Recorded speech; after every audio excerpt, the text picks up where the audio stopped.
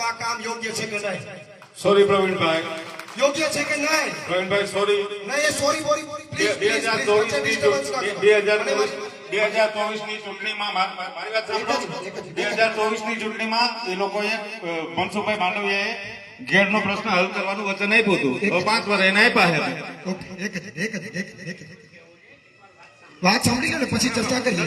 તમે આ કોઈ ડિબેટ નથી, આ ડિબેટ નથી કે હું તમે સામે ચર્ચાઓ કરીએ. એકલા સાંભળવા આવ્યા છે. આપણે એકલા અમે સાંભળીએ એનો કોઈ મતલબ નહીં, પણ તમે કરો ને, ચર્ચા કરો ને. હવે હું તમને એક વસ્તુ કહી દઉં.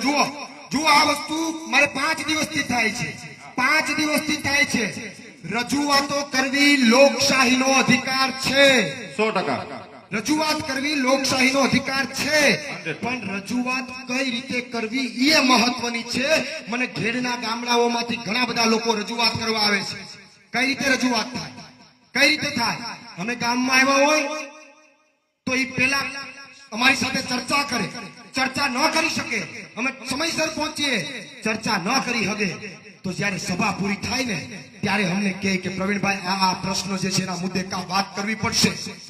અથવા એવું ન થાય તો અમારી વાત પૂરી થાય પછી ઘણા માણસો ઉભા થાય ને વાત કરે કે પ્રવીણભાઈ આ એક મુદ્દા માટે જરા તમારે વિચારવું પડશે.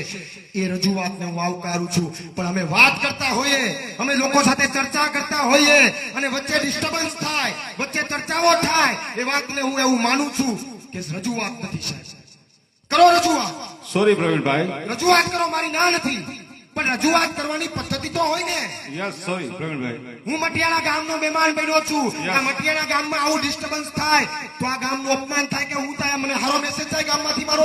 Welcome welcome. તમે મટિયાણા તમારી રજૂઆત, મારી વાત સાંભળો, તમારી રજૂઆત મારા સિર ઉપર છે ગામના લોકોની, પણ એની પદ્ધતિ તો હોય ને સાહેબ. એની પદ્ધતિ તો હોય ને.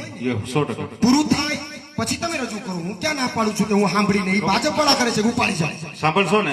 સાંભળશું 110% મારા ભાઈ સાંભળશું. આમાં લોકો ડિસ્ટર્બ થાય છે. સાંભળશું અને અમારી વાત તો કરવા દો. એ લોકશાહીનો અધિકાર છે. હા બસ ઓકે. તમારો ખૂબ ખૂબ આભાર. તમે વાતને